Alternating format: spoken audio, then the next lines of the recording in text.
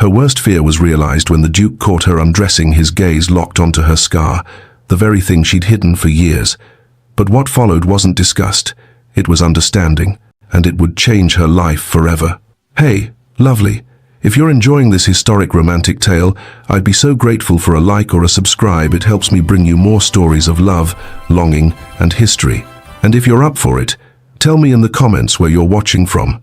I read every note, and it always brings a smile to my face. Chapter 1. The Woman in the Shadows. Lady Evelina Westbrook had perfected the art of invisibility. At 28, she understood precisely where to stand in any ballroom to ensure she would be overlooked near architectural features that drew the eye upward, in the spaces between conversation clusters where gazes naturally slid past, always positioned so that her back remained toward a wall. Tonight, she had claimed her territory beside a marble pillar wreathed in winter greenery, close enough to the festivities to appear engaged, far enough to remain peripheral, forgettable. The Duke of Ashbourne's grand estate blazed with candlelight on this cold December evening in 1852. Crystal chandeliers cast dancing shadows across silk gowns and tailored evening coats. The ballroom hummed with aristocratic chatter, punctuated by bursts of laughter that never quite reached genuine warmth. Evelina observed it all with the detached interest of a naturalist studying specimens under glass. Her bronze silk gown had been chosen with meticulous care, the color chosen to neither attract nor repel attention, expensive enough to denote her standing as the daughter of a baronet, modest enough to signal she made no particular claims upon society's notice. The collar rose higher than current fashion demanded, fastened with tiny hooks that pressed uncomfortably against her throat. Multiple layers of fabric created a stiff bodice that allowed no glimpse of the skin beneath. Over everything, she wore a heavy Norwich shawl in deep burgundy, draped across her shoulders and pinned securely despite the ballroom's oppressive warmth. The heat was becoming unbearable. Evelina could feel perspiration gathering at her temples beneath the elaborate coiffure her maid had arranged that morning, but she dare not remove the shawl. She never removed the shawl. "Lady Evelina, how delightful to see you." Evelina turned to find Lady Hartwick bearing down upon her, ostrich feathers trembling in her elaborate headdress. They had been introduced no fewer than 5 times over the past 3 seasons. "Lady Hartwick," Evelina replied with a practiced smile. "Good evening." "Yes, quite." Lady Hartwick's gaze had already moved past her, scanning the room for more interesting prey. "You're looking well, Miss Westfield." "Was it Westbrook?" Evelina corrected gently, without inflection. "Thank you. You're very kind." Do excuse me. I've just spotted the Duchess of Thornbury." Lady Hartwick swept away without waiting for a response, having already forgotten Evelina existed. Once, such casual dismissals had stung. Now they were simply confirmation that her carefully constructed invisibility remained intact. Evelina watched Lady Hartwick's retreating form with neither bitterness nor satisfaction, merely acknowledgement. This was the life she had built, brick by careful brick, safe, controlled, alone. "She'll never remember your name, you know." Evelina glanced to her left, where Mrs. Dorothea Finch stood with a glass of lemonade in each hand. At 62, Mrs. Finch possessed the sharp eyes of a hunting hawk and the practical wisdom of a woman who had survived 6 decades of society's peculiar cruelties. She had served as Evelina's companion for the past 7 years, ever since her position as governess to the Ashford children had concluded. In that time, she had become something far more valuable than a chaperone. She had become the closest thing to family Evelina possessed. "I prefer it that way," Evelina said, accepting one of the glasses, though she had no intention of drinking. The cool crystal against her gloved palm provided an anchor, something to hold. Mrs. Finch's expression softened with understanding, but also with a thread of concern that Evelina had learned to recognize. "My dear, you're perspiring. This shawl in such heat—" "I'm perfectly comfortable," Evelina lied. "You're suffering." Mrs. Finch's tone remained gentle, but firm. "There's a difference between protecting yourself and punishing yourself." Before Evelina could formulate a response, her attention snagged on the fireplace at the far end of the ballroom. The flames leaped and twisted, throwing orange light across the polished floor. For a moment, just a fragment of a second, she wasn't standing in the Duke of Ashbourne's ballroom at all. Sarah's voice, screaming her name. "Miss Evelina, run!" The nursery ablaze, flames consuming the curtains, racing across the wooden floor with terrifying speed. 9-year-old Evelina, frozen in terror, clutching her doll. Sarah's arms around her, pulling her toward the door. The terrible cracking sound, the beam falling from the ceiling, massive and burning, catching Sarah across the back. Sarah's body covering hers, protecting her even as the fire found them both. The smell of burning fabric, burning hair, burning skin. The weight of the beam across Evelina's left shoulder and back, impossibly heavy, impossibly hot. Pain beyond anything she could have imagined. Her own screaming. Then darkness. Evelina blinked, forcing herself back to the present. Her breathing had quickened, her grip on the glass tight enough to make her fingers ache. Mrs. Finch's hand appeared on her arm, steadying without drawing attention. "Breathe, my dear," Mrs. Finch murmured. "You're here. You're safe." The memories were never complete. 19 years had passed since that December night, but Evelina's mind still protected her by offering only fragments, flashes of fire and pain, and Sarah's final act of love. Sarah, who had died shielding her. Sarah, whose sacrifice had left Evelina alive but marked forever. The aftermath had been, in some ways, worse than the fire itself. 3 months of recovery. The surgeon's pronouncements delivered to her parents while she lay in her sickbed. The scarring would be permanent, extensive across her left shoulder blade, upper back, and shoulder. Rippled tissue, pink and raised, that would fade somewhat with time but never disappear. She remembered her mother's face when the bandages were finally removed. The tears. The way her mother had looked at her, really looked at her, and then turned away. Those tears had not been relief at Evelina's survival. They had been mourning for the daughter she had lost, the daughter who might have made a good marriage, who might have been beautiful, who might have had value. Her father had said nothing at all. His silence had been its own verdict. At 15, Evelina had been standing in the hallway outside her mother's sitting room, about to enter, when she heard her mother's voice through the partially open door. "We cannot expect anyone to overlook such a disfigurement, Margaret. We've resigned ourselves to it. Evelina will remain with us, of course. We'll ensure she's comfortable. But as for marriage..." Her mother's sigh had been heavy with acceptance. "We've put aside those hopes." Evelina had quietly retreated down the hallway, her mother's words settling into her bones like truth. And perhaps they were. Perhaps it was better to accept reality than to harbor impossible dreams. So she had built a different life. She read voraciously philosophy, history, poetry, sciences. She involved herself in charitable work, visiting the sick, organizing clothing drives for the poor. She perfected the art of being present without being seen, of moving through society without disturbing its surface. It wasn't happiness, precisely, but it was safety. It was a life she could control. The ballroom's heat pressed against her like a physical weight. Evelina's vision swam slightly at the edges, her high collar constricting her breathing. She needed air, she needed space. She needed to escape this crush of bodies and noise and performative gaiety. Her gaze swept the room once more, cataloguing exits and opportunities. That was when she saw him. The Duke of Ashbourne stood among a cluster of gentlemen near the French doors leading to the terrace. Tall, perhaps 6 feet or more, with dark hair silvering slightly at the temples, a strong jaw, and an expression of profound detachment. He was, Evelina estimated, 37, or perhaps 38. Handsome in the way of classical sculpture. Perfect features that somehow conveyed no warmth. He was nodding at something Lord Pembridge was saying, but his eyes held no real engagement. Evelina recognized that expression. She had perfected its mirror image, the appearance of participation while remaining fundamentally absent. He was performing the role of host, of duke, of eligible bachelor, but the man beneath the performance was somewhere else entirely. Their eyes met across the crowded ballroom. The Duke's gaze was startling in its intensity, dark eyes that seemed to actually see, rather than simply look. For a moment, Evelina felt utterly exposed, as though those eyes could penetrate the layers of bronze silk and Norwich wool and perceive the secret she carried beneath. Her breath caught, her heart stuttered in her chest. She looked away quickly, heat flooding her face that had nothing to do with the oppressive warmth of the ballroom. "Evelina?" Mrs. Finch's voice carried concern. "You've gone quite pale." "I need a moment," Evelina managed. "The heat." "Of course." Mrs. Finch's hand squeezed her arm gently. "The drawing room, perhaps. I noticed it earlier, just past the main staircase. It appeared blessedly empty." Evelina nodded, not trusting her voice. She could still feel the Duke's gaze on her, though she refused to look in his direction again. Her skin prickled with awareness, with the uncomfortable sensation of being noticed after years of deliberate obscurity. "I'll only be a few minutes," she told Mrs. Finch. "Take your time, my dear. I'll be here when you're ready to return."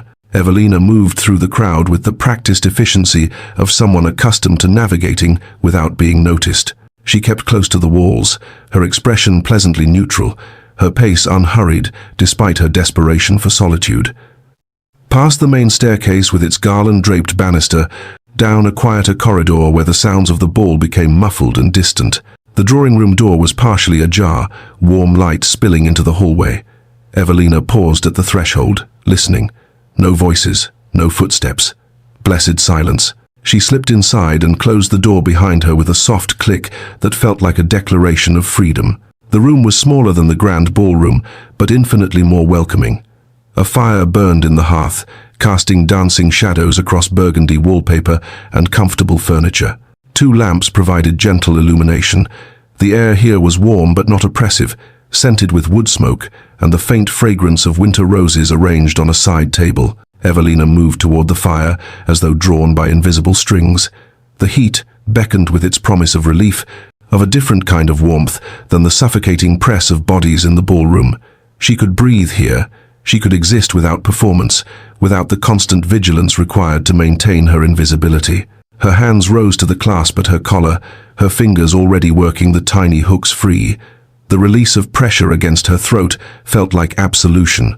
She drew in a deep breath, then another, feeling the blessed coolness of air against skin that had been confined for hours. The shawl would have to come next. Just for a moment, just long enough to cool down, to remember what it felt like to exist without armor. Evelina's fingers found the pin securing the Norwich shawl to her bodice. She hesitated, old habits warring with desperate need, but she was alone. The door was closed. No one would enter. No one would see. She unfastened the pin and let the heavy shawl slide from her shoulders. Chapter 2. The moment of exposure. The shawl pooled on the floor at Evelina's feet like a discarded skin. For a moment, she simply stood there, feeling the cool air against her throat and shoulders, the blessed relief of being unburdened. The fire crackled softly in the hearth, its warmth gentler here, less oppressive than the suffocating heat of the ballroom. Through the closed door, the strains of a waltz filtered faintly, muffled and distant another world entirely. Evelina's fingers trembled as they moved to the fastenings of her outer bodice. This was madness, surely. Even alone, the ingrained habits of 19 years screamed their warnings. But her skin felt feverish, her breath still constricted, and the desperate need for relief overrode caution. She loosened the stiff outer layer, letting it slip down her arms. Beneath, her chemise and corset still covered her. She remained decent by any measure, but exposed in a way she never permitted.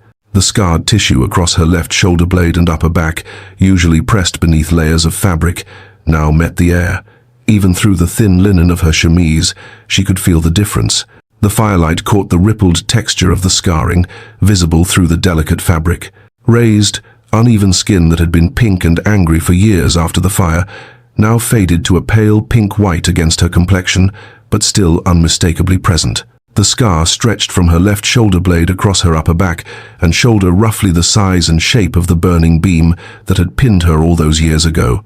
Evelina lifted her hands to her elaborately pinned hair, extracting pins until the dark mass tumbled loose around her shoulders. She gathered it in both hands and lifted it off her neck, tilting her head back and closing her eyes. The relief was exquisite. The simple act of existing without armor, without the constant vigilance of concealment. This is the woman no one sees, she thought.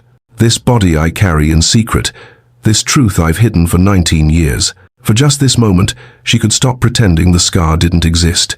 She could acknowledge the permanent alteration of her flesh, the way her body told a story she'd never been permitted to speak aloud. In this quiet room, with only firelight as witness, she could simply be Evelina Westbrook, scarred and surviving, without apology or explanation. The door opened with barely a whisper of sound. Evelina, lost in her moment of stolen freedom, didn't hear it immediately, didn't register the change in the room's atmosphere, the presence of another person, until a sharp intake of breath.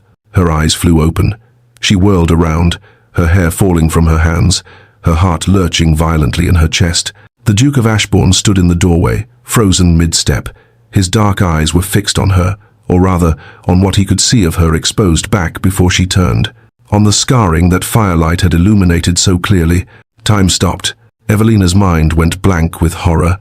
Her hands scrambled uselessly, trying to pull her loosened bodice back into place, trying to cover what had already been seen. Her breath came in short, panicked gasps. This couldn't be happening. This was her nightmare made manifest, discovered, exposed, seen. "Forgive me, Lady Evelina." The Duke's voice was low, carefully controlled.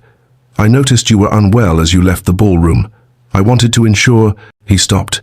His gaze hadn't moved from her face, but she could see him processing what he'd witnessed, recalibrating his words, his approach. His expression was unreadable, not the disgust she'd expected, not the pity she'd feared, but something else entirely, something that looked almost like arrested recognition. "I should leave," he said finally, but he didn't move toward the door. He stood there, tall and still, watching her with those penetrating dark eyes that had unsettled her in the ballroom. Evelina wanted to speak, to demand he leave, to apologize for the impropriety of being discovered in such a state. But her throat had closed around any possible words. She could only stand there, trembling, waiting for the inevitable, the awkward politeness, the careful retreat, the pretense that he hadn't seen what he'd so clearly seen. Instead, Alexander Hawke spoke quietly. "How long have you carried that alone?" The question unmanned her completely. Not what happened, not, "I'm so sorry," but recognition of the weight itself, of the burden of concealment that she'd borne in silence for 19 years. The burden no one had ever acknowledged because no one had ever known. Tears pressed hot against her eyes. Her hands clutched the loosened fabric of her bodice, but she found she couldn't look away from him, couldn't break the strange, unsettling connection of his gaze. Her voice broke. She tried again. "I can't. You need not answer." Alexander took a slow step into the room, his movements careful, deliberate, the approach of someone trying not to startle a wounded creature. "Forgive my presumption." He crossed to where her shawl lay pooled on the floor. Bending, he retrieved it with a gentleness that seemed incongruous with his size and evident strength. He approached her slowly, maintaining a respectful distance, and held out the shawl. "May I?" Evelina nodded, not trusting her voice. Alexander draped the heavy Norwich wool over her shoulders with exquisite care, never once touching her skin. He stepped back immediately, restoring the space between them. "I know something of bearing wounds in silence, Lady Evelina." His voice carried a weight of understanding that reached past her defenses. "Though mine leave no visible mark, they are no less present.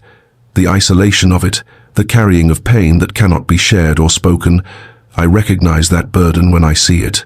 Evelina stared at him, her mind struggling to reconcile this gentle understanding with the cold, detached Duke she'd observed in the ballroom. This man before her spoke with the authority of someone who had lived with his own private grief. The weight of isolation was evident in his tone, in the shadows behind his eyes. "I failed to protect someone once," Alexander continued, his gaze distant for a moment, fixed on something Evelina couldn't see. "Someone I loved dearly. I know what it is to carry that failure written in memory, if not on skin, to move through the world performing normalcy while bearing the weight of what was lost." The vulnerability in his admission shocked her. This man, this Duke, this stranger, was offering her something profound. The recognition that pain took many forms, that her visible scar and his invisible wounds were perhaps not so different. "It was 19 years ago," Evelina managed, her voice barely above a whisper. "I should be past it by now." "Should?" Alexander's expression softened, something almost like warmth touching his features. "Who decreed the timeline for healing from trauma?" "Survival leaves marks, Lady Evelina. Time doesn't erase them. We only learn to carry them differently. You've carried yours with remarkable grace." The gentleness in his voice nearly broke her. In 19 years, no one had ever acknowledged her strength. They had seen only defect, disfigurement, damage. They had never once considered that surviving the fire, rebuilding a life in its aftermath, moving through society's cruelties with dignity, that these things might require extraordinary courage. "If you would trust me with your story someday, I would be honored," Alexander said. His voice remained low, careful. "But you owe me nothing, least of all your pain for my curiosity. I intruded upon your privacy. The fault is entirely mine." Evelina pulled the shawl tighter around her shoulders, feeling the familiar weight of her armor settling back into place.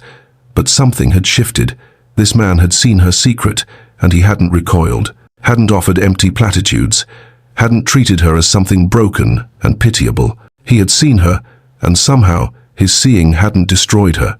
The realization was too much, too overwhelming, too threatening to the careful walls she'd built around herself for nearly 2 decades. "I must," Evelina's voice shook. "Excuse me, Your Grace. I should return to Mrs. Finch." She moved toward the door, skirting around him, keeping distance between them. Her hands still trembled, her breath still came too quickly. But she had to escape this room, this moment, this man who had looked at her scars and seen something other than ruin. "Lady Evelina," she paused at the door, not turning back. "I will not speak of what I saw tonight," Alexander said. "You have my word. Your secret remains yours alone." Evelina nodded once, sharply, and fled. She hurried down the corridor, her footsteps quick and uneven, her vision blurred with unshed tears. Behind her, she left the drawing room, the fire, and the Duke of Ashbourne standing in the golden light. What she didn't see was Alexander bending to retrieve something from the floor, a ribbon that had fallen from her hair when she'd whirled around. He held it carefully, studying the simple silk as though it contained answers to questions he hadn't yet learned to ask. For the first time in years, perhaps since his sister Elizabeth had died, he felt something pierce through the numb performance of duty that had become his life. He felt curiosity, interest, a desire to understand the woman who bore her wounds with such quiet dignity, who had built walls around herself so high that even her own pain remained hidden. He felt, quite simply, something other than emptiness. Alexander tucked the ribbon carefully into his waistcoat pocket and stood alone in the drawing room, listening to the distant music of the ball, thinking about scars both visible and invisible, and wondering what had just begun. Chapter 3. The Unexpected Pursuit. Evelina had not slept. She had lain awake through the small hours, staring at the ceiling of her modest bedroom, replaying the mortification of the previous evening in excruciating detail. The Duke's face when he'd seen her exposed back, the way the firelight had illuminated every ripple of scarred tissue, the impossible gentleness in his voice when he'd asked how long she'd carried her burden alone. By the time pale winter sunlight crept through her curtains, she felt hollowed out, brittle as old paper. Mrs. Finch arrived with the tea tray at 9:30, her sharp eyes missing nothing as she set it on the table beside Evelina's chair. Evelina had already dressed another high-necked gown, this one in dove grey, and arranged herself in the small sitting room with a book she had no hope of reading. "You look dreadful, my dear," Mrs. Finch said with characteristic bluntness, pouring tea into delicate porcelain cups. "I don't believe you slept at all." "I slept sufficiently," Evelina lied, accepting the cup without meeting her companion's gaze. Mrs. Finch settled into the chair opposite, her own tea cradled in weathered hands. "Something happened last night, beyond overheating, I think. It wasn't a question." Mrs. Finch had known Evelina too long, understood her too well, to be fooled by deflection.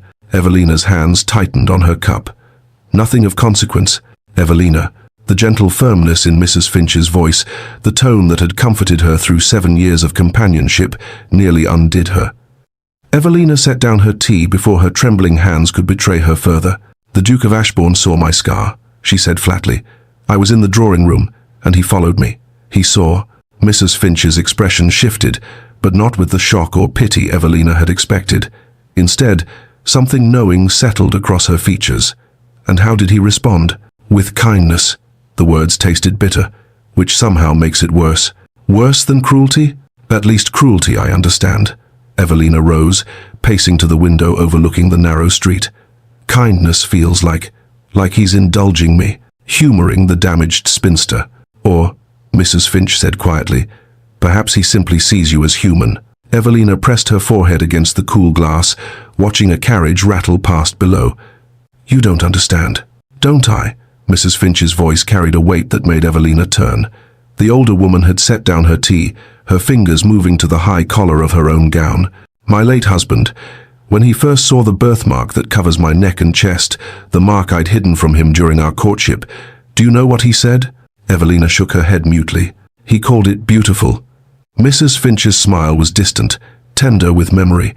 "I thought he was lying, of course, being kind. But he took my face in his hands and said, "Dorothea, this is part of you. How could I not find it beautiful? Being truly seen, my dear, is terrifying. But sometimes it's also the beginning of freedom." Before Evelina could formulate a response, a sharp knock sounded at the front door. She heard her maid's footsteps in the hallway, the murmur of voices. Then the girl appeared in the doorway. "A letter for you, miss, from the Duke of Ashbourne's household."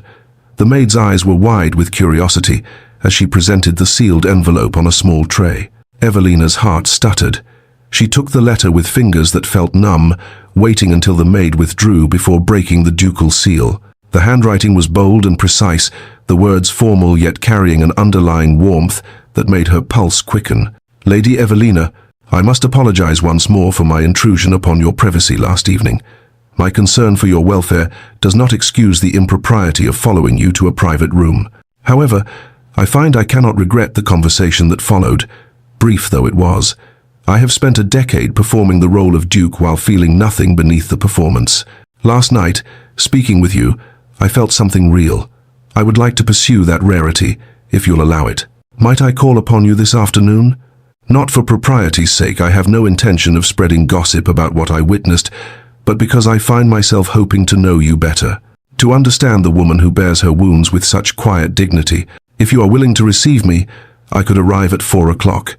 If you prefer not to see me again, I will respect that choice absolutely.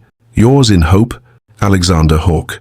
Evelina read the letter twice, then a third time, her mind churning with confusion and something that felt dangerously like hope. He had signed his given name, not his title. He had confessed to feeling real in her presence. He had asked permission, rather than assumed welcome. "Well?" Mrs. Finch's voice was patient but expectant. "What does it say?" "He wants to call this afternoon." Evelina's voice sounded strange to her own ears. "He says he felt something real when speaking with me." "And what do you want, my dear?" "I want..." Evelina trailed off, the truth too frightening to speak aloud.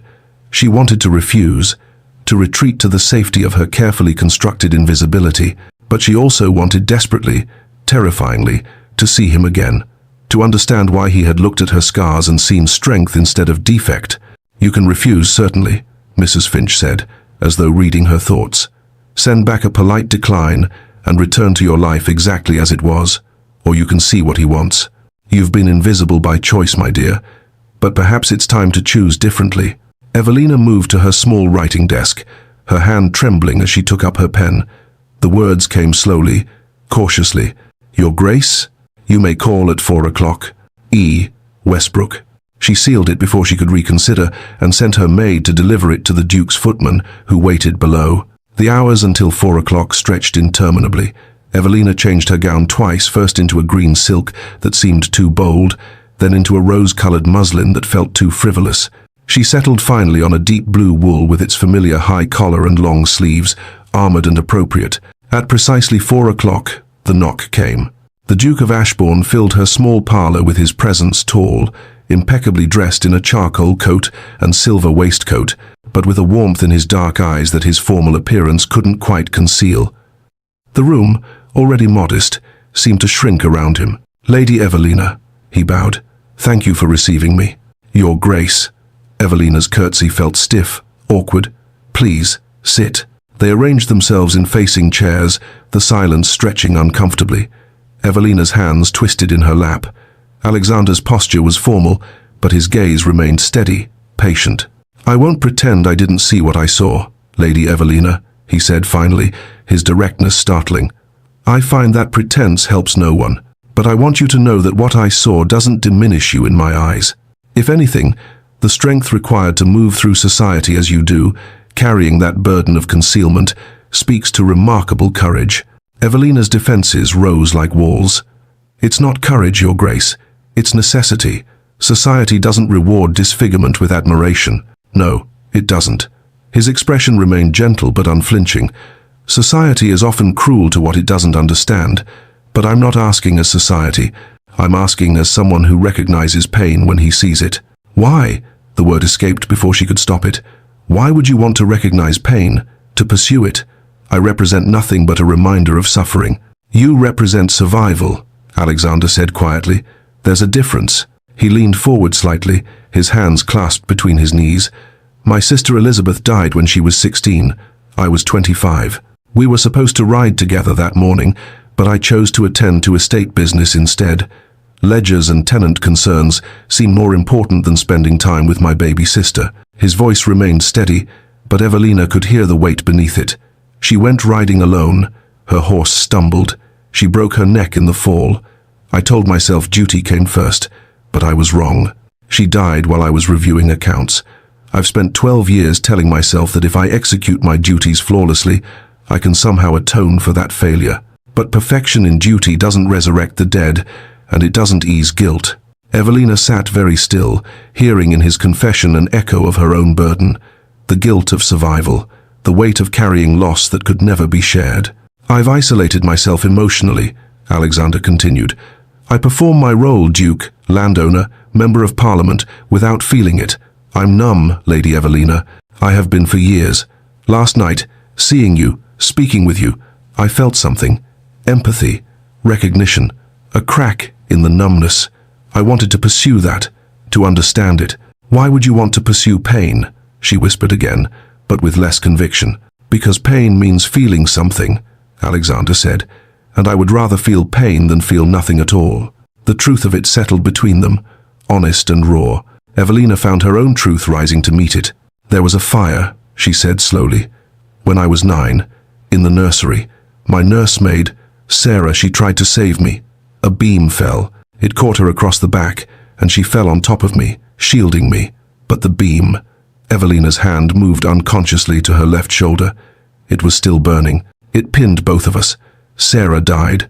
I survived with the marks you saw. Alexander listened without interruption, his attention complete and unwavering. 3 months of recovery, Evelina continued. Permanent scarring across my shoulder blade, upper back, and shoulder. My parents. They couldn't look at me the same way afterward.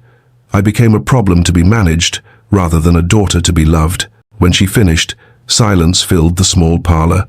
Then Alexander spoke, his voice rough with emotion. Thank you for trusting me with that. Not pity, not horror, just gratitude for her trust. He rose, and Evelina stood as well, uncertain of what came next. I have a private library, Alexander said. It's my sanctuary from the performance of being Duke.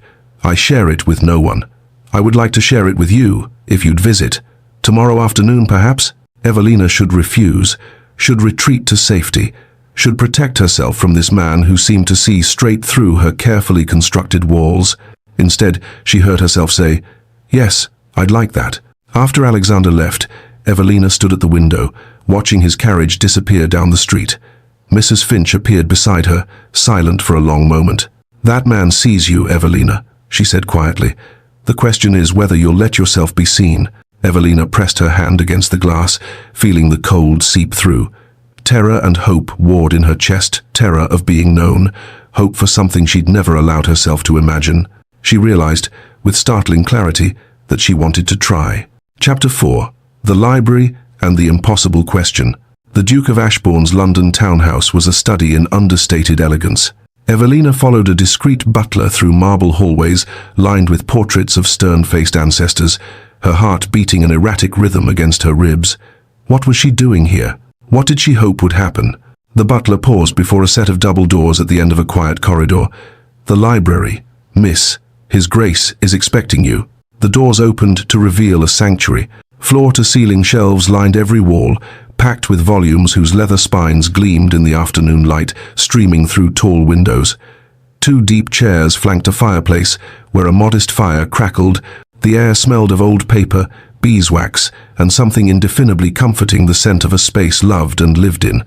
A reading desk stood near one window, scattered with books and papers that suggested recent use. Alexander rose from one of the chairs, and Evelina was struck again by how different he seemed here, less the formal Duke, more simply a man in his own space. Lady Evelina, his smile was genuine, reaching his eyes. Thank you for coming. Your Grace. She stepped inside, and the butler closed the doors softly behind her, leaving them properly alone, or as alone as propriety allowed, with servants nearby. No one else comes here, Alexander said, following her gaze as she took in the magnificent room. Not even the servants, unless I specifically request. It's the only place I can simply be Alexander, not the Duke. The vulnerability in that admission touched her. She moved to the nearest shelf, trailing her fingers along the spines.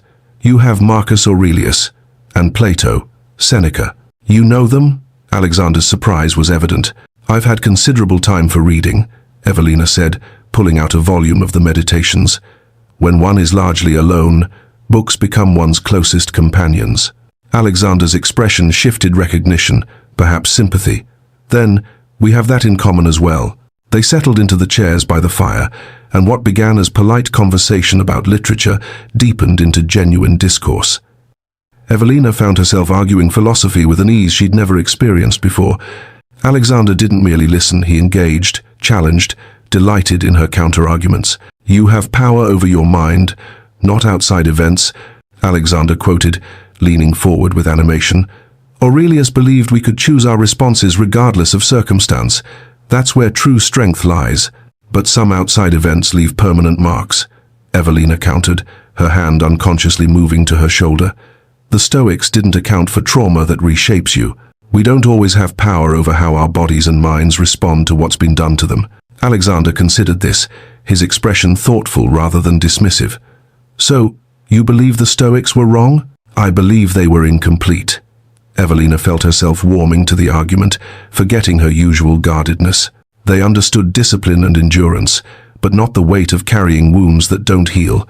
Not all battles are won through will alone. That, Alexander said quietly, is perhaps the wisest thing I've heard in years.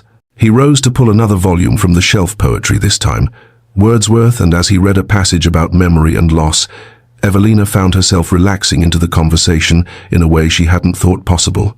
Hours slipped past. A servant brought tea on a silver tray, setting it discreetly on the table between them, before disappearing like a ghost. The afternoon light shifted from bright to golden, shadows lengthening across the Turkish carpet. At some point, Alexander made a wry observation about Byron's dramatics, and Evelina laughed a genuine, surprised sound that burst from her before she could stop it. They both froze. I don't think I've heard you laugh before, Alexander said slowly. It's... He paused, seeming to weigh his words. It's lovely. Heat flooded Evelina's face. Her self-consciousness returned in a rush, and she looked away, fingers twisting in her lap. But Alexander had already moved on, returning to the shelves as though he hadn't just said something that made her heart stutter. Have you read Coleridge? I think you'd appreciate his philosophical poems. The moment passed, but something had shifted. Evelina realized with quiet astonishment that she'd spent an entire afternoon in conversation without once thinking about her scar, without the constant vigilance of concealment. She'd simply existed, been herself. This is the most I've spoken to anyone in years, she admitted as the light outside began to fade toward evening. Except Mrs. Finch, I'd forgotten what it felt like to be listened to, truly listened to, not merely tolerated. Alexander set down his teacup, his gaze steady on her face. I'd forgotten what it felt like to listen, to engage rather than perform. Most conversations in my life are transactions, political maneuvering, social obligation, duty. This is, he gestured between them, real. A comfortable silence settled over them, both staring at the fire. Evelina felt something dangerous blooming in her chest, hope, perhaps, or the beginning of trust. May I speak plainly about a practical matter? Alexander's voice was careful, almost cautious. Evelina's wariness returned, her spine straightening. Of course, Your Grace. I've been thinking about your circumstances and mine. Alexander stood, pacing to the window, his hands clasped behind his back. About the constraints society places on both of us, you because of your scar, me because of my title. I'm not sure I follow your point, Your Grace. He turned to face her, backlit by the dying light. You've been invisible by necessity. I've been isolated by duty. We're both performing versions of ourselves that leave us profoundly alone. Evelina's heart began to beat faster, sensing something momentous approaching. I'm proposing an alternative, Alexander said. For both of us. He crossed back to stand before her chair, but didn't sit. Instead, he paced, working through his words with visible care. A marriage, he said finally. Not a love match, a partnership of mutual benefit and respect. Evelina's breath caught. Surely she'd misheard. You would gain the protection of my title and name, Alexander continued, his words coming faster now. No one would dare slight the Duchess of Ashbourne. You would have financial security, independence from your parents. You would have a companion who understands isolation and asks nothing of you beyond companionship. He paused, meeting her stunned gaze. I would gain an intelligent partner to share my life with, someone who understands pain, someone to help me remember how to feel, how to engage with life beyond the performance of duty. This is... Evelina struggled to form words. You cannot be serious. I've never been more serious. Alexander's intensity was palpable. My terms would be these: no expectations of romantic love unless it develops naturally. No physical intimacy unless both desire it. Separate bedrooms, but genuine partnership, honesty, companionship, mutual respect. You could marry anyone, Evelina managed, her voice shaking. Any woman in London would accept you. Why would you shackle yourself to a woman society considers damaged? Alexander's expression softened, but his words carried quiet steel. I don't consider you damaged, Evelina. I consider you extraordinary. And I'm not interested in anyone. I'm interested in you. His use of her Christian name sent a shock through her system, intimate, deliberate, crossing an invisible boundary. What about heirs? She asked desperately, grasping for objections. You need a son. The title. I have a cousin who can inherit, Alexander said calmly. If we decide we want children, that would be our choice together, not an obligation. What if you fall in love with someone else? The words tasted bitter on her tongue. I've had 12 years to fall in love, Alexander said. It hasn't happened. I don't expect it will. What if you regret this? What if I regret not asking? His voice carried the weight of someone who knew regret intimately. I've had enough regrets, Evelina. I don't want to add you to that list. Evelina stood abruptly, unable to remain still under the weight of his gaze. This is absurd. You don't know me. 2 conversations, and you think, I know you're intelligent, resilient, and kinder than you give yourself credit for. Alexander interrupted. I know you understand what it means to survive something that should have destroyed you. I know that in 2 conversations, you've made me feel more alive than I have in a decade. That's enough to build on. No. The word burst from her. I can't. This is too much. You're offering me a fantasy, and fantasies don't exist for women like me. What if it's not a fantasy? Alexander's persistence was respectful but unshakable. What if it's simply possible? Evelina backed toward the door, her hands trembling. I need to leave. Evelina, wait. No. She shook her head violently.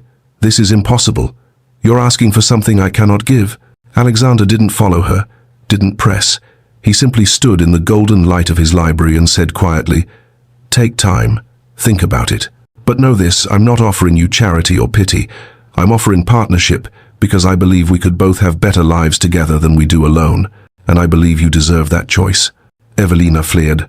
She barely remembered the journey home, her mind a whirlwind of terror and longing, a marriage of partnership, protection, companionship, the impossible dream she'd buried 20 years ago, resurrected and offered with such devastating sincerity.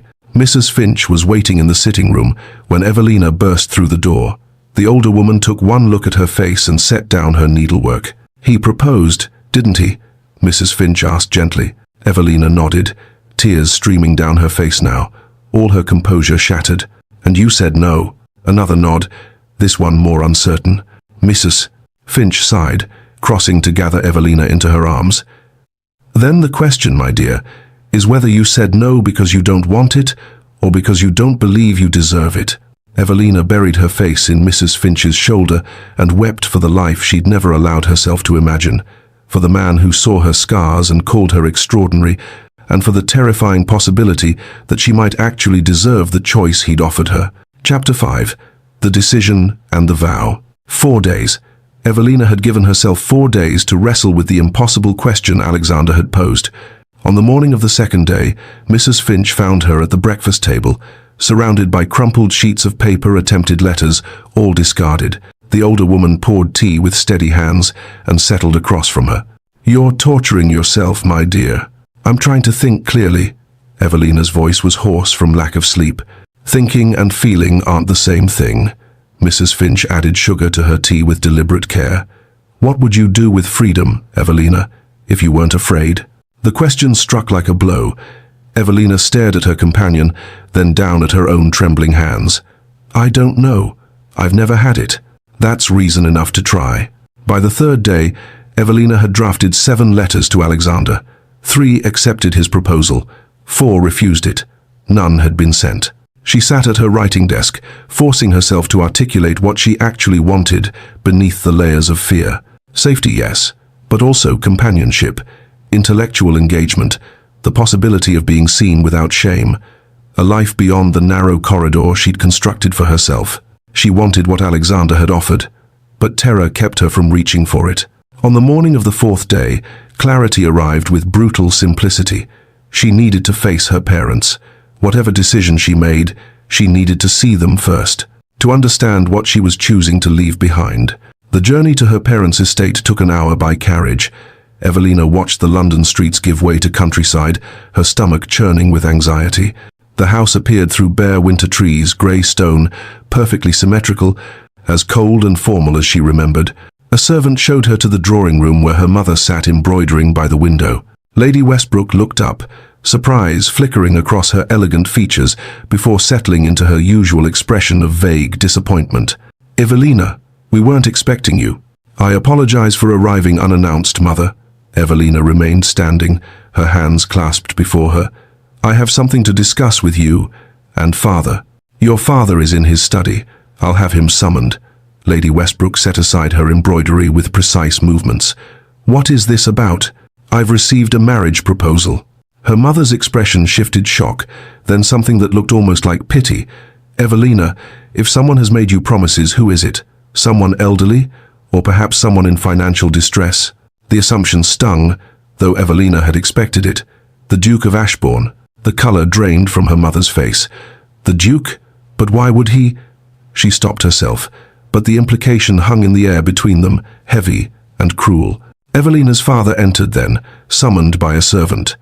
Baron Westbrook was a tall man who had passed his height to his daughter, but none of his warmth.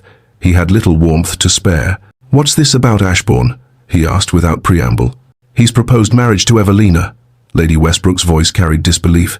To our Evelina. Has he? Her father's gaze swept over Evelina with the assessing eye of someone evaluating property. Well, you must accept immediately, of course. Edward. Her mother's hand fluttered to her throat. Surely we should understand his motivations. Why would the Duke? Does it matter? Her father's tone brooked no argument. You'll never receive another offer, Evelina. Your mother and I had resigned ourselves to supporting you indefinitely. This is unexpected fortune. Secure the arrangement quickly before he reconsiders. Not once did either parent ask if she wanted the marriage, if she cared for the Duke, if he treated her kindly. They saw only the transaction, the unmarriageable daughter finally disposed of, the burden lifted from their shoulders. I suppose he doesn't mind the scarring? Her mother's voice carried a brittle edge. Or perhaps he hasn't seen it yet. You must be careful, Evelina. You should be grateful he's willing to overlook such a defect. Something inside Evelina crystallized into fury, quiet, cold, and absolutely certain. He's not overlooking anything. Her voice came out steady, stronger than she'd ever heard it. He sees me completely, all of me. That's why I'll marry him. Her mother blinked, clearly confused by her daughter's tone.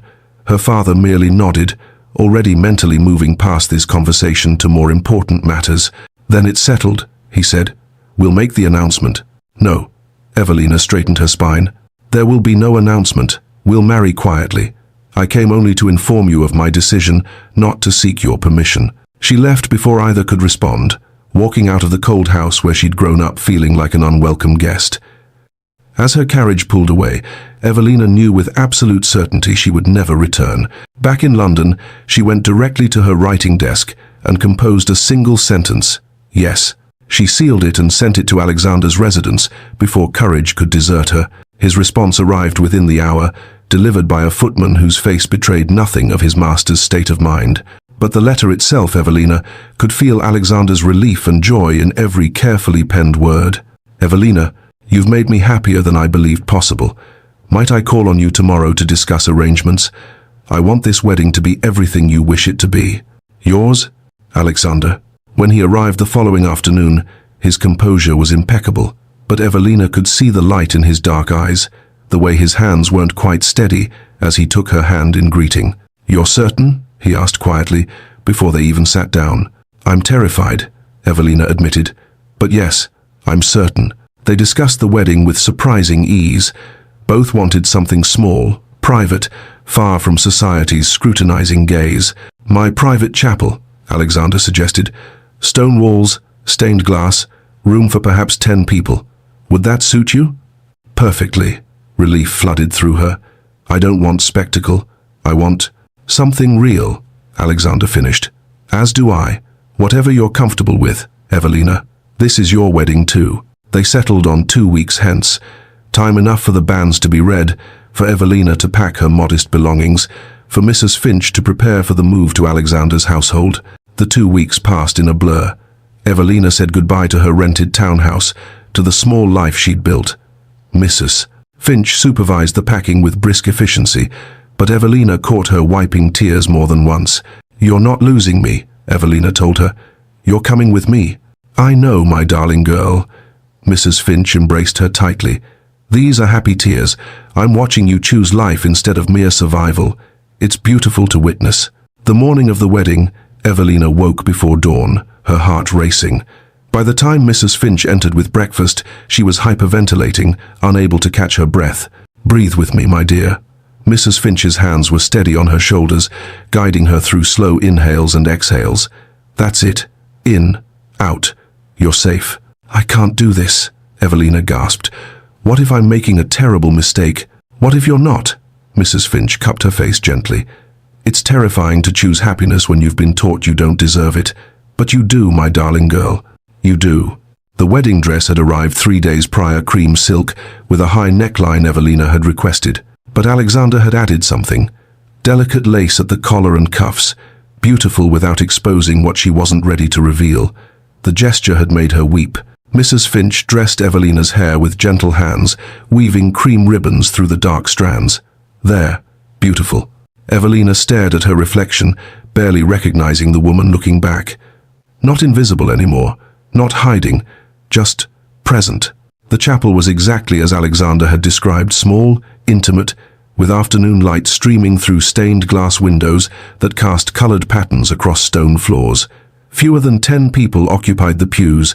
Mrs. Finch, Alexander's cousin and heir, a quiet man who smiled kindly at her, the vicar, a handful of servants as witnesses. Alexander waited at the altar in formal black, his expression serious but warm. As Evelina walked toward him down the short aisle, their eyes met and held. "You're here," he whispered when she reached him. "I wasn't certain you'd come." "Neither was I," Evelina admitted, her voice trembling. The vicar began the ceremony, his voice echoing off stone walls. The traditional words felt weighted with meaning beyond their familiar rhythm. When it came time for vows, Alexander spoke first. "I promise to see you always, to honor your strength, and to build a life with you where neither of us must hide." Tears blurred Evelina's vision. When her turn came, her voice shook but didn't break. "I promise to try to trust, to hope, and to believe that we can build something real together. I now pronounce you husband and wife." The permanence of those words settled over Evelina like a mantle, heavy, significant, irrevocable. She was married, to a duke, to a man who had seen her scars and chosen her anyway. "You may kiss your bride." Alexander's hands were gentle as he cupped her face, giving her time to pull away if she wished. But Evelina didn't pull away. She let him kiss her, soft, respectful, but carrying an unexpected warmth that sent heat through her entire body. When they parted, both were slightly breathless. Alexander's eyes held wonder and perhaps surprise. This was supposed to be a practical arrangement, a partnership of convenience. But the spark between them suggested something more complicated, something neither had quite anticipated. As they left the chapel, Alexander offered his arm. Evelina took it, and the realization struck her with startling force. She was no longer Lady Evelina Westbrook, the scarred spinster who made herself invisible. She was the Duchess of Ashbourne. The question was whether she could grow into that title, or whether the weight of it would crush her before she learned to stand tall. Chapter 6. The First Test. 3 weeks of marriage had taught Evelina that partnership could exist without passion, that companionship could flourish in carefully maintained distance. She and Alexander had established routines that felt both comfortable and cautious. Separate bedrooms, as promised. but shared breakfasts where they discussed the morning's newspapers, evenings in the library, reading in companionable silence or debating philosophy until the fire burned low. Afternoon walks through the winter gardens of his London townhouse, their conversation ranging from politics to poetry. A careful intimacy was building between them, not physical, not yet, but something deeper, something that made Evelina's chest tighten with an emotion she couldn't quite name. Alexander had been unfailingly patient. He never pressed her boundaries, never presumed upon their marriage in ways that would make her uncomfortable. He treated her with a respect that still surprised her, asking her opinions on household matters, seeking her counsel on estate business. Life, as the Duchess of Ashbourne, was both freeing and terrifying. She had power, now real power, that came with title and wealth. But power meant visibility, and visibility was everything she'd spent 19 years avoiding. "We've received an invitation to the Marchioness of Pemberton's ball," Alexander said over breakfast one morning, setting down his coffee with careful deliberation. "It's in 3 days." Evelina's hand stilled on her teacup. The Marchioness's winter ball was one of the season's most important events. Everyone who mattered in society would attend. "We can't avoid them forever," Alexander continued gently. "They'll talk more if we hide than if we face them. But the choice is yours, Evelina. I won't force you into something you're not ready for." Evelina looked at her husband across the breakfast table. In 3 weeks, she'd learned to read the subtle tells in his expression, the slight tension around his eyes that meant concern, the way his fingers drummed against his cup when he was thinking. "If I'm to be a duchess," she said quietly, "I should act like one." Alexander's expression softened with something that looked like pride. "We'll face them together." The morning of the ball, Evelina's anxiety manifested in restless pacing. Her new lady's maid, Mary, a kind young woman whom Alexander had specifically chosen for her gentle manner, helped her dress with patient hands. "His Grace had this made for you, Your Grace," Mary said, bringing forth a gown that made Evelina's breath catch, deep sapphire silk that brought out the color of her eyes. But more importantly, a high back, beautifully designed, with intricate lace covering her shoulders and upper back, protected, armored, but undeniably elegant. When Evelina descended the stairs, Alexander was waiting in the entrance hall. He looked up, and the arrested expression on his face made her flush. "You're beautiful, Evelina." The compliment felt like a physical touch. Evelina's instinctive deflection rose automatically. "You don't need to say that." Alexander crossed to her, taking her gloved hand. "I don't say things I don't mean. You are beautiful. I hope someday you'll believe me." The carriage ride to the Marchioness's residence was silent. Evelina's hands twisted in her lap, despite her best efforts at composure. Alexander's presence beside her was steady, grounding. Their arrival caused an immediate stir. Heads turned. Conversations paused mid-sentence. The whispers began like rustling leaves, quiet but pervasive, impossible to ignore. "Is that the new Duchess? I heard the wedding was quite sudden. She must have some hidden fortune we don't know about. Or perhaps he needed a convenient wife who wouldn't expect too much." The speculation swirled around them. Evelina kept her expression serene, her spine straight, but she could feel the weight of hundreds of eyes assessing, judging, finding her wanting. Alexander's hand settled at the small of her back, a gesture of support, of claiming. "You're doing beautifully," he murmured. The evening progressed with agonizing slowness. Evelina exchanged pleasantries with people whose names she barely remembered, whose false smiles barely concealed their curiosity. The cruelty was subtler than she'd expected, wrapped in polite phrases and concerned questions. When she excused herself to the ladies' retiring room, she hoped for a moment's respite. Instead, she walked into a viper's nest. Lady Thornbury stood at the center of a group of women, her elaborate coiffure trembling with ostrich feathers as she turned toward Evelina. The sharp-tongued matron's smile was all teeth and no warmth. "Lady, forgive me, Your Grace." The title dripped with false sweetness. "How wonderful to see you risen to such heights. We had all quite given up on you marrying. The Duke must be very charitable." A younger woman beside her, Lady Blackwood, whom Evelina vaguely recognized as one of the season's reigning beauties, laughed delicately. "Or very desperate. I confess myself surprised by the match."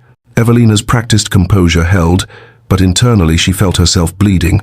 Years of invisibility had not prepared her for this, for being seen and found lacking in such a public, deliberate way. "I suppose some men prefer wives who won't complicate their lives with expectations," Lady Thornbury continued, examining her gloves with studied casualness. The implication was clear. Alexander had married her because she was undemanding, forgettable, grateful for any scrap of attention. Evelina met Lady Thornbury's gaze directly. "I suppose some women confuse cruelty with cleverness. If you'll excuse me." She left the retiring room with measured steps, refusing to flee despite the trembling in her hands. But she was shaken, the carefully constructed dignity threatening to crack. Back in the ballroom, she'd barely rejoined Alexander when Lady Thornbury approached them publicly. The dancing had paused between sets, and the timing was deliberate, maximum audience, maximum impact. "Your Grace," Lady Thornbury's voice carried across the sudden quiet. "You must tell us what convinced you to marry. We're all simply dying to know what changed your famous commitment to bachelorhood." The crowd's attention focused on them like a spotlight. Evelina felt hundreds of eyes, felt the weight of their judgment, their speculation about what a scarred, unremarkable woman could possibly offer to secure a duke. Alexander's expression didn't change, but when he spoke, his voice carried the cutting precision of a blade finding its mark. "Lady Thornbury, I married Lady Evelina, Duchess of Ashbourne, because I found in her what I'd never found in a decade of society's most eligible women: genuine intelligence, remarkable strength, and the courage to survive what would have destroyed lesser people. She is my equal in every way, and I consider myself extraordinarily fortunate that she accepted my proposal." The ballroom fell utterly silent. Alexander wasn't finished. "Anyone who disrespects my wife disrespects me directly. I trust I make myself clear." Lady Thornbury's face flushed crimson. "Your Grace, I meant no offense." "Evelina," Alexander turned to her, his expression softening. "Would you dance with me?" He led her onto the floor as the orchestra began a waltz. Around them, the crowd slowly resumed their conversations, but Evelina could feel their eyes still watching, reassessing. As they moved through the steps, Evelina whispered, "You didn't have to do that." "Yes, I did." Alexander's voice was firm. "No one speaks to you that way, not while I'm standing beside you. They'll always wonder why you married me." Tears threatened despite her best efforts. "They'll always think I'm not good enough." "Let them wonder." Alexander's hand tightened on her waist. "I know why I married you. You know why I married you. Their opinions are irrelevant." The waltz became a turning point. As Alexander guided her through the turns, Evelina realized he'd meant every word of his vows. He truly saw her as his equal. He had just publicly claimed her, defended her, made clear to all of society that she was his choice, not his charity case, not his convenient arrangement, but his choice. The carriage ride home was silent until Evelina's composure finally shattered. Tears streamed down her face, and she couldn't stop them. "Evelina," Alexander's concern was immediate. "Did I overstep? I shouldn't have made such a scene. No one has ever defended me before." The words came out broken. "My parents were ashamed of me. They taught me to be invisible, to apologize for existing. And you claimed me in front of everyone." Alexander took her gloved hand in both of his. "I will always claim you, Evelina. You're mine, as I am yours. That's what marriage means." Something shifted in that moment. The careful distance they'd maintained, the practical arrangement they'd agreed to it, all felt suddenly insufficient for what was growing between them. That night, Evelina stood at her bedroom window, unable to sleep. Moonlight illuminated the winter gardens below, frost glittering on bare branches. She replayed the evening Alexander's defense, his public claiming of her, the way he'd looked at her when she'd descended the stairs. A soft knock sounded at her door. "Evelina?" Alexander's voice concerned. "I saw your light. Are you well?" She opened the door. Alexander stood in the hallway in his shirt sleeves and trousers, his cravat removed, looking more human than ducal. "I don't want to be alone tonight," Evelina said quietly. "Will you just stay? Just talk with me?" Alexander's expression softened. "Of course." He entered her private space for the first time, and they settled into chairs by her fireplace. They talked until dawn, crept through the windows about his sister Elizabeth, about Sarah the nursemaid, about the weight of carrying grief and the strange relief of sharing it. As the fire burned low and the sky lightened, Evelina realized that their marriage of convenience was becoming something neither had anticipated, something real, something deep, something that felt dangerously close to love. Chapter 7. The Unveiling of Hearts. The country estate in late January was a world transformed by snow. Evelina stood at the window of the morning room, watching white flakes drift past bare tree branches, blanketing the grounds in pristine silence. 6 weeks of marriage, and London felt like another lifetime. Here, at Alexander's country seat, they'd found a rhythm that felt almost like happiness. Morning rides through snow-dusted fields. Evelina had learned to ride with Alexander's patient teaching, discovering unexpected joy in the freedom of it. Afternoons in the library, debating everything from Enlightenment philosophy to agricultural reform. Evenings by the fire in the private sitting room that connected their separate bedrooms, talking until the logs burned to embers. Their arrangement remained unchanged, separate rooms, separate spaces, but the boundaries between them were blurring in ways neither had anticipated. Evelina could feel it in the way Alexander's gaze lingered on her when he thought she wasn't looking, in the careful distance he maintained, as though afraid of overstepping, in the tension that hummed between them like a plucked string, growing tighter with each passing day. She was falling in love with him, had perhaps already fallen.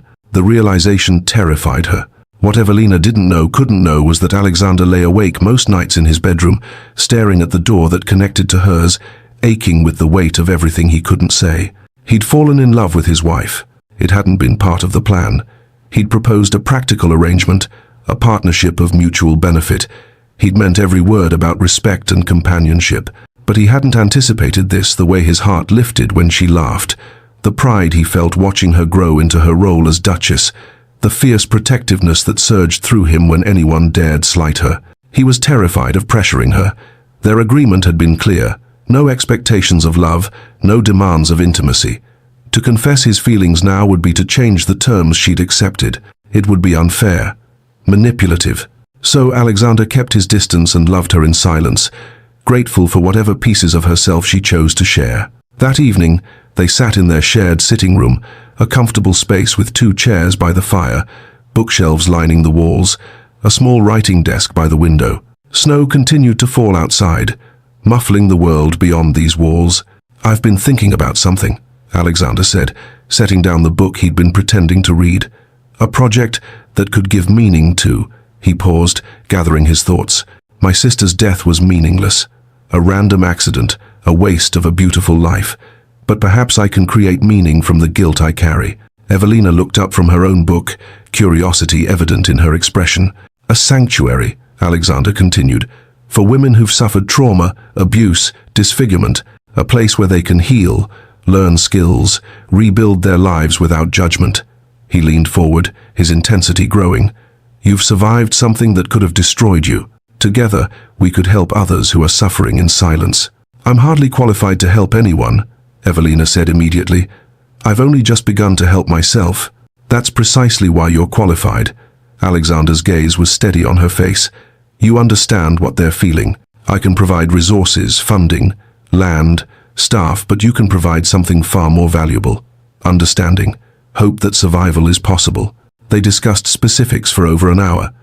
A restored manor house on the estate grounds, staff trained to be gentle and patient, teaching women practical skills so they could eventually support themselves.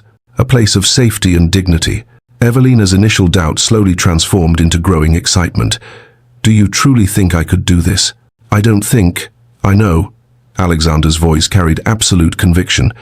"You're the strongest person I've ever met, Evelina." The words hung between them, weighted with more than just the sanctuary project. The fire crackled. Snow whispered against the windows. "I need to tell you something," Alexander said quietly, "and I fear it may complicate our arrangement." Evelina's heart began to race. "What is it?" Alexander stood abruptly, pacing to the fire as though he couldn't remain still. "When I proposed our marriage, I meant every word about partnership and respect. I wasn't lying about my intentions, but I also wasn't prepared for—" He stopped, his hands clenched at his sides. "I wasn't prepared to fall in love with you." The words struck Evelina like a physical blow. She sat, frozen, unable to process what she'd just heard. "You don't have to say that," she managed. "Our arrangement." Alexander turned to face her, and the raw emotion in his expression stole her breath. "Damn our arrangement. I'm not saying this because I should. I'm saying it because it's true. I love you, Evelina. Your mind, your courage, your kindness. The way you laugh when you're surprised. The way you argue philosophy with me. The way you've begun to believe you might deserve happiness. All of it. I love all of it." "You can't." Evelina stood, her hands trembling. "You barely know me. I know you better than I've known anyone. Alexander took a step toward her, then stopped, maintaining distance. And I wake every morning grateful you chose me. Evelina's defense mechanisms rose automatically. But my scar, your scar is part of you. Alexander's voice dropped to quiet intensity. I don't love you despite it. I love you, which includes all of you. Why is that so difficult to believe? Because no one has ever... Evelina's voice broke. Tears blurred her vision. No one has ever loved me. Not my parents, not anyone. How can I believe... May I show you something? Alexander asked gently. He led her to the full-length mirror in the corner of the room, positioning himself behind her. In the reflection, Evelina saw herself as she always did, the high-necked gown hiding her shame, the careful arrangement of her hair, the woman who'd learned to make herself forgettable. What do you see when you look at yourself? Alexander asked. Someone damaged. The words came out bitter. Someone who should be grateful for charity. I'll tell you what I see.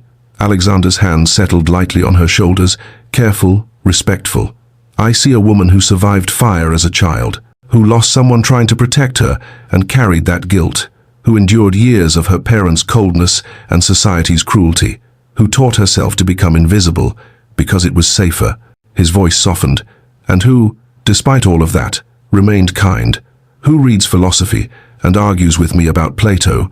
Who learned to ride a horse at 28 because she wanted to try something that frightened her?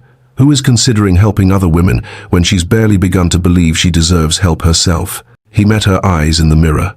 That's extraordinary, Evelina. You're extraordinary, and I love you. Evelina turned to face him, tears streaming down her face. I'm afraid I don't know how to be loved. I don't know how to trust this. Then we'll learn together. Alexander cupped her face gently, his thumbs brushing away her tears. I don't need you to be certain. I just need you to be honest. Do you feel anything for me beyond respect? The truth rose in her throat, terrifying and liberating. I love you. I've been falling in love with you since that first night in the drawing room when you saw my scar and didn't flinch. But I'm terrified of believing in this. What if it's not real? What if you realize... Alexander kissed her, cutting off her fears with the gentleness of his lips. When he pulled back, his expression held wonder and joy and relief. Then believe in it anyway, he whispered. We'll be terrified together. Evelina made her decision. Will you help me? With what? Her voice shook but didn't break. I want you to see all of me. Not by accident this time, by choice. I want to stop hiding from you. Alexander's breath caught. Are you certain? No. Evelina's hands moved to the fastenings of her gown. But I trust you, and I want to try. Alexander helped her with trembling fingers, unfastening each hook with care, asking permission with his eyes at each step. The gown loosened, slipped down her arms. Underneath, her chemise and corset still covered her, but the scarred tissue of her left shoulder blade and upper back was visible through the thin fabric. May I? Alexander's hands hovered at the laces of her corset. Evelina nodded, unable to speak. When her scarred back was finally revealed in the firelight, the rippled skin across her shoulder blade and shoulder, pink-white against her pale complexion, the permanent reminder of the beam that had nearly killed her, Alexander was silent for so long that fear gripped her throat. Say something, she whispered.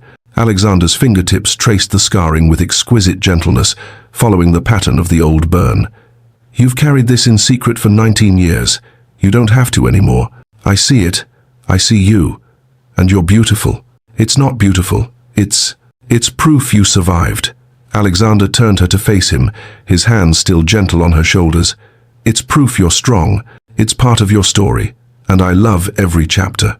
They came together then, not with urgency but with tenderness, two people who had survived their own private hells, finding in each other a place of safety and acceptance. Alexander laid Evelina down on the chaise by the fire, worshipping her scars with his touch, showing her without words that every part of her was precious to him. Afterward, they lay tangled together beneath Alexander's discarded coat, the fire burning low, snow still falling beyond the windows. Evelina traced patterns on Alexander's chest, marveling at the intimacy of it, the casual nakedness, the complete lack of shame. I never thought I could have this, she said quietly. A life where I didn't have to hide. Alexander pressed a kiss to her hair. You never have to hide again. Not from me, not from anyone. They fell asleep there, wrapped in each other, and when morning light crept through the windows, Alexander woke first. He watched Evelina sleep, her scarred shoulder visible above the coat they'd used as a blanket, and felt his love for her expand until it filled every corner of his chest. When she stirred, he helped her dress with the same care he'd used to undress her, pressing kisses to each piece of revealed skin before covering it again. "Evelina," he said as she finished pinning her hair, "will you help me build the sanctuary? Will you take what you've survived and transform it into hope for others?" For the first time in her life, Evelina said yes without hesitation, doubt, or fear. "Yes, I'll help you. I want to." And in that moment, standing in the morning light with her husband, Evelina realized she was no longer the woman who hid in shadows. She was someone new, someone brave enough to be seen, strong enough to help others, and worthy enough to be loved. Chapter 8. The Legacy of Light. Early spring sunlight filtered through the windows of the restored manor house, casting patterns across polished wooden floors. Evelina Hawke, Duchess of Ashbourne, walked through the sanctuary she and Alexander had built, her hand resting lightly on her husband's arm. At 30 years old, she bore little resemblance to the woman who had hidden in shadows 2 years ago. Her bearing was confident, her gaze direct. The high-necked gowns remained, some habits died hard, but she wore them now as choice rather than necessity, fashion rather than armor. "The gardens are coming along beautifully," Alexander observed, gesturing toward the windows overlooking beds being prepared for spring planting. "Margaret has quite the talent for landscape design." "She does," Evelina smiled, warmth flooding her chest at the mention of one of their first residents. Who would have thought? The sanctuary sprawled across 5 acres of the Ashbourne estate, a restored Georgian manor house with 12 bedrooms, private cottages for residents who preferred solitude, workrooms equipped for teaching various trades, and gardens that would soon bloom with spring flowers. 2 years of planning, building, hoping. Evelina's mind drifted back through the 18 months since that winter morning when she'd first said yes to Alexander's vision. Spring and summer of 1853 had been consumed with planning.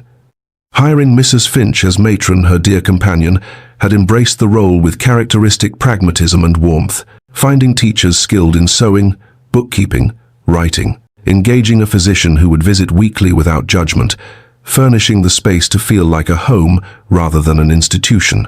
The first residents had arrived in autumn 1853, 6 women, each carrying her own story of survival. Margaret, 22, burned in a factory fire that had killed 3 of her co-workers. The scarring covered her arms and neck, and when she'd first arrived, she'd kept her hands hidden in her sleeves, her gaze fixed on the floor. Evelina had seen herself in Margaret's shame and fear, in the way she apologized for existing. Anne, 35, bore scars from her husband's violence, cigarette burns on her arms, a slash across her cheek from a broken bottle. She flinched at sudden movements and couldn't sleep without a candle burning. Catherine, 19, had been born with a port wine stain covering half her face. Her family had kept her hidden, never allowing her to leave home, treating her existence as a shameful secret. Each woman had arrived frightened, resistant, convinced she was beyond help, and slowly, painfully, each had begun to heal. "Your Grace?" A voice pulled Evelina back to the present. She turned to find Margaret herself approaching, her burned arms visible beneath rolled sleeves, a sight that would have been unthinkable 6 months ago. "Margaret," Evelina embraced the younger woman warmly, "I was just thinking about you. I wanted to show you the garden plans for the south beds." Margaret's smile was genuine, reaching her eyes. "I think we could do roses along the wall, and perhaps lavender in the herb garden." They discussed plantings for several minutes before Margaret said quietly, "May I tell you something, Your Grace?" "Of course. And please, when we're alone, call me Evelina." Margaret's eyes filled with tears. "When I first came here, I thought my life was over. I'd lost my job, my friends had stopped visiting, and I couldn't look at myself in a mirror without wanting to die. You showed me it was just beginning." Evelina took Margaret's scarred hands in her own. "You did the work, Margaret. I only provided the space." "No." Margaret shook her head firmly. "You provided hope. You showed us that someone with scars can have a full life, can be loved, can be happy. When I see you with the Duke, when I see how he looks at you, it makes me believe that maybe someday someone might look at me that way too." From across the room, Alexander watched this exchange, his expression soft with love and pride. When Evelina caught his eye, he smiled, and her heart expanded with the familiar warmth of being truly seen, truly known, truly loved. That evening, in their private sitting room, no longer a space between separate bedrooms but a shared sanctuary within their shared life, Evelina and Alexander discussed the future. "We've received inquiries from 3 other estates," Alexander said, reviewing correspondence. "Lord Pemberton wants to fund a similar sanctuary in Yorkshire. The Duchess of Somerset is interested in creating one for women in London." Evelina leaned forward, excitement building. "We could create a network. Women across England could have safe places to heal, places where they're treated with dignity." "Then let's do it." Alexander set down the letters, his gaze intense on her face. "You've proven the model works. Now we expand it. I'll handle the funding and political navigation. You continue what you do best, giving women hope." Their partnership had evolved into something seamless. Evelina managed the sanctuary's daily operations, met with residents, supervised the staff. Alexander leveraged his title and connections to secure funding, navigate legal complexities, and protect the sanctuary from society's judgment. "There's something else," Alexander said carefully. "The fundraising event next week. Are you still willing to speak?" Evelina's stomach clenched with familiar fear. To speak publicly about the sanctuary meant speaking publicly about her own story, about the scar she'd hidden for 20 years. "What if I can't do it?" she whispered. "What if I freeze?" Alexander crossed to her, taking her hands. "Then I'll be standing right beside you, but you won't freeze. You've come too far." Mrs. Finch appeared in the doorway, her timing impeccable as always. "You've helped 12 women find their voices, my dear. Now use your own." The day of the garden party dawned clear and bright. Carriages began arriving at noon, bringing influential nobles, potential donors, members of parliament, and several residents who had chosen to attend. Evelina wore a gown of deep emerald silk, high-necked and elegant, her hair arranged in an elaborate style that spoke of the duchess she had become. But beneath the finery, her hands trembled. Alexander stood beside her as guests assembled on the lawn, his presence steady and grounding. Margaret, Anne, and Catherine sat in the front row, their faces encouraging. When the moment came, Evelina stepped forward to address the crowd of perhaps 100 people. Her voice shook at first, but grew stronger with each word. "For 19 years, I hid a scar. I believed that if people saw it, they would see me as damaged, worthless, pitiable. I built my entire life around concealment." She described the fire briefly, 9 years old, her nursemaid Sarah's sacrifice, the beam that fell and left permanent marks, the years of isolation that followed. "I learned to make myself invisible. I believed invisibility was safety. But invisibility is also a kind of death. I was alive, but I wasn't living." Her gaze found Alexander in the crowd. "My husband saw me, truly saw me, and he didn't turn away. He showed me that being seen, truly seen, was not the end I feared. It was the beginning." She gestured to the sanctuary behind her. "Every woman here has a story of survival. They've been told they're broken, damaged, worthless. Society has taught them to hide, to apologize for existing. The sanctuary exists to tell them something different. You are valuable. You deserve dignity. Your scars do not define your worth." Evelina's hands moved to the shawl draped across her shoulders. This was the moment, the choice that would change everything. "I spent 19 years hiding this." She removed the shawl and turned, presenting her scarred back to the assembled crowd. The rippled tissue across her left shoulder blade and upper back was clearly visible through the sheer lace of her gown's back panel. Alexander had designed it specifically for this moment, giving her the choice to reveal or conceal. Gasps rippled through the crowd. Silence fell, heavy and complete. Evelina turned back to face them, her chin high. "This is part of my story. It's not my whole story. I am also the Duchess of Ashbourne. I am also a wife, a friend, a woman who has found purpose in helping others. I am also someone who has learned that survival is not something to hide, it's something to honor." Tears streamed down several faces in the audience. Margaret was openly weeping. "The women at this sanctuary are learning what I learned, that we are more than what happened to us. We are what we choose to become. I ask you to support them in that becoming." The applause began slowly, then swelled. But more important than the applause were the donations pledged immediately afterward. Lord Pemberton committed £5,000. The Duchess of Somerset offered to fund staff salaries for a year. An elderly duchess approached Evelina with tears streaming down her weathered face. "I had a daughter who was burned as a child. She died when she was 15. She couldn't bear to live with the scarring." If something like your sanctuary had existed then, her voice broke. Thank you for this. I'll fund an entire building, in my daughter's name. Evelina embraced the woman. Feeling the weight of it, her pain transformed into purpose, her story become hope for others. The fire that had nearly destroyed her was now saving lives. That evening, after the last guests departed, Evelina and Alexander walked through the sanctuary gardens as the sun set, painting the sky in shades of gold and rose. I told myself for years that the fire ruined my life, Evelina said softly. But if it hadn't happened, I wouldn't have understood the women who come here. I wouldn't have been able to help them. Pain can destroy us or transform us, Alexander said. You chose transformation. We chose it. Together. Evelina leaned into his side, feeling his arm wrap around her waist. I've been thinking about the future, expanding the network, and perhaps, she paused, gathering courage, perhaps children of our own someday. Alexander stopped walking, turning to face her with wonder in his eyes. Truly, truly, Evelina smiled. I think I'm finally ready to believe in that kind of future. Do you remember what you said to me the night we met? Alexander asked. In the drawing room? Evelina laughed. I don't think I said anything. I ran away. Before that, you said, it was 19 years ago. I should be past it. Do you still believe that? Evelina considered, watching the sun sink toward the horizon. No, I don't think we get past trauma. We integrate it. We learn to carry it differently. The scar is still there, Alexander. It always will be. But it doesn't own you anymore. No. Evelina turned to face him fully, her hands finding his. I own my story now. All of it. They stood together watching the sunset over the sanctuary, over the gardens where Margaret would plant roses, over the manor house where 12 women were learning to live again, over the legacy they were building together. Evelina's mind drifted to a final truth. She'd spent 28 years believing her life was defined by one terrible night, one permanent mark. She'd been wrong. Her life was defined by her choices to trust Alexander, to accept love, to transform her pain into purpose. The scar remained. It always would. But it was no longer her shame. It was her story.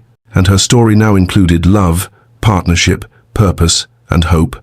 She was no longer the woman hiding in shadows, terrified of being seen. She was the Duchess of Ashbourne. She was Alexander's wife and partner. She was the founder of a sanctuary that would help countless women find their own paths from darkness to light. She was Evelina, seen, loved, and free. Alexander took her hand, and together they walked back toward the house as the first stars appeared in the deepening sky. Two people who had found wholeness, not despite their wounds, but through accepting them, honoring them, and transforming them into something beautiful. And so, Evelina's journey from shadow to light was complete. What began with shame and concealment transformed into purpose, love, and the courage to help others find their own healing. If Evelina's story touched your heart, I'd love to hear from you in the comments below. Have you ever felt the need to hide parts of yourself? Have you found your own Alexander, someone who saw you completely and loved you anyway? Or perhaps you're still searching for that courage to step into the light. Your story matters. Your scars, whether visible or invisible, are proof of your survival, not your shame. If you enjoyed this tale of redemption and love, please like this video and subscribe to Lyra's Romance Stories for more historical romances that celebrate emotional depth, authentic healing, and love that sees beyond society's judgments. Hit that notification bell so you never miss a story about characters who choose courage over comfort, love over fear, and purpose over pain. And if Evelina and Alexander's journey resonated with you, please share this video with someone who needs to hear that they are more than what happened to them. That survival is something to honor, not hide. Next time, we'll explore another romance, where two wounded souls find healing in the most unexpected places. You won't want to miss it. Until then, remember, you are not defined by your scars. You are defined by your choices. Choose to be seen. Choose to be loved. Choose to transform your pain into your greatest strength. This is Lyra, reminding you that the most beautiful love stories aren't about perfection, they're about acceptance, healing, and two people brave enough to build something real together. Thank you for listening. I'll see you in the next story.